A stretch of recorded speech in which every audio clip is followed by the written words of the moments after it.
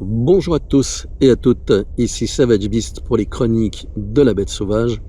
Et aujourd'hui, on va parler de la stratégie de l'épuisement. Qu'est-ce que la stratégie de l'épuisement? Eh bien, il s'agit d'une méthode qui est appliquée dans toutes les administrations, qu'il s'agisse d'administration publique, d'administration privée, et qui est reliée à tout ce qui concerne de l'argent. Vous recevez une facture, vous devez payer. Il y a un nouvel impôt qui est inventé, vous devez payer. Il y a une nouvelle taxe qui est inventée, vous devez la payer. Tout cela se met en place. On utilise le saucissonnement de manière à faire passer des choses illégitimes, comme déclarer illégales des voitures, mettre en place des ZFE, vous interdire de faire ceci, de faire cela. En fait, tout est interdit et tout devient payant. Il n'y a pas de miracle. Ce sont des instructions qui viennent du WEF, le World Economic Forum, avec leur agenda 2030. Je ne voulais pas y croire, mais c'est une réalité. Et l'Europe n'est rien d'autre qu'un bassin expérimental. En gros, on sert de cochon d'Inde pour le WEF via les gouvernements qui sont totalement soumis à ce dernier, avec ce qu'on appelle les Young Leaders et autres, mais que les gens ne voient pas, ou lorsque vous en parlez, c'est du complotisme. Exemple simple, les gens avaient protesté dans plusieurs pays concernant le chauffage au bois et son interdiction.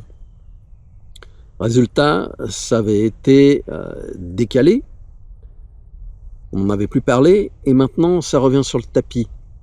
Vous n'aurez plus le droit, je n'aurai plus le droit de me chauffer au bois chez moi. J'ai mon propre bois, je le produis, je me chauffe avec. Ah non, mais ça pollue. Ouais, ça pollue. Oui, il faut faire attention, il faut faire des zones vertes. Ouais.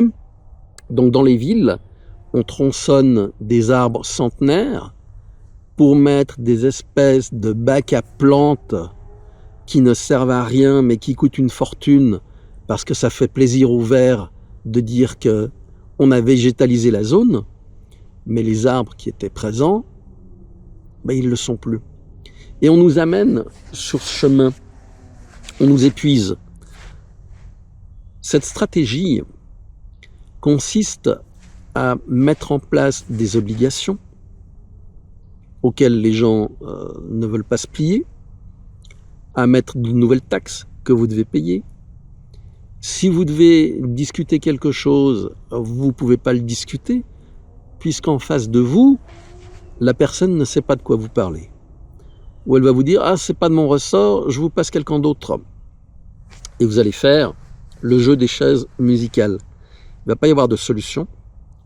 Vous allez être épuisé par cette stratégie.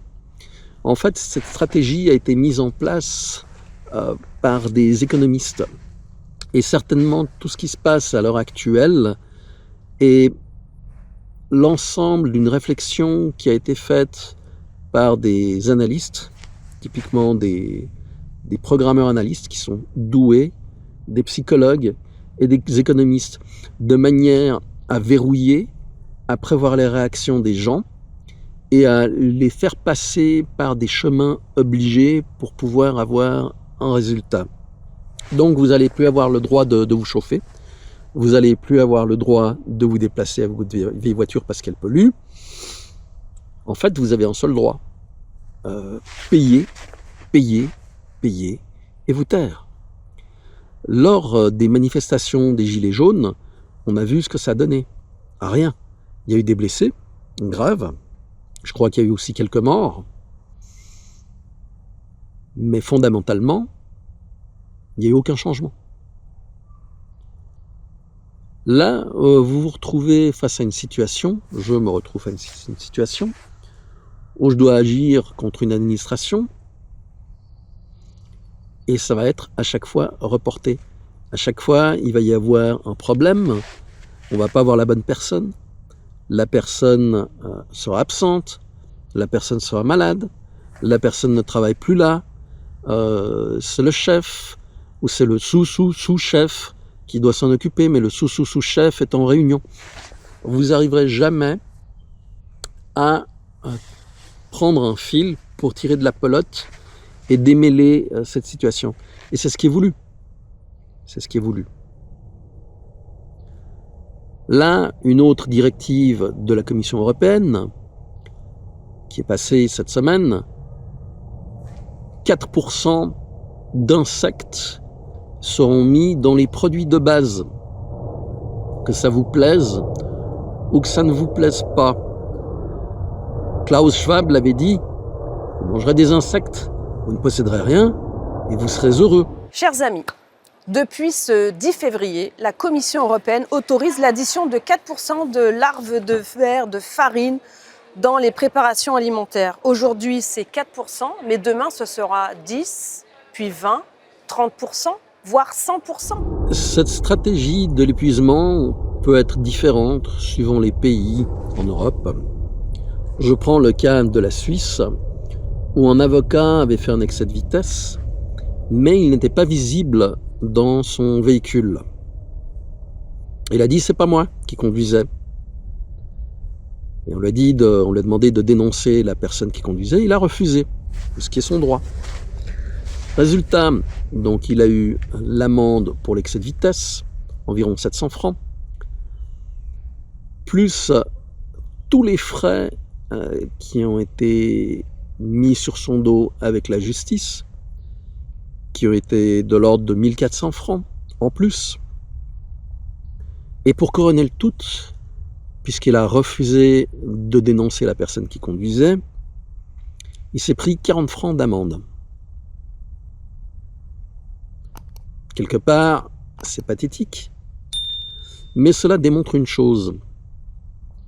Si vous vous rébellez contre le système, même en connaissant les lois, même en sachant ce que vous pouvez faire, d'une manière ou d'une autre, on va vous le faire payer et très cher. C'est un avocat. Moi, je ne le suis pas. Les gens qui regardent cette vidéo, pour la plupart, ne le sont pas non plus. Ça, c'est la Suisse. L'Espagne, lorsque vous voulez contester en montant que vous a envoyé le gouvernement à payer, cela est possible. Mais vous devez payer le montant d'abord et introduire une réclamation après. Le seul problème, c'est que lorsque vous allez introduire cette réclamation, eh bien, le nom de la personne responsable pour ce que vous contestez, personne ne va vous le donner. Il y a une omerta.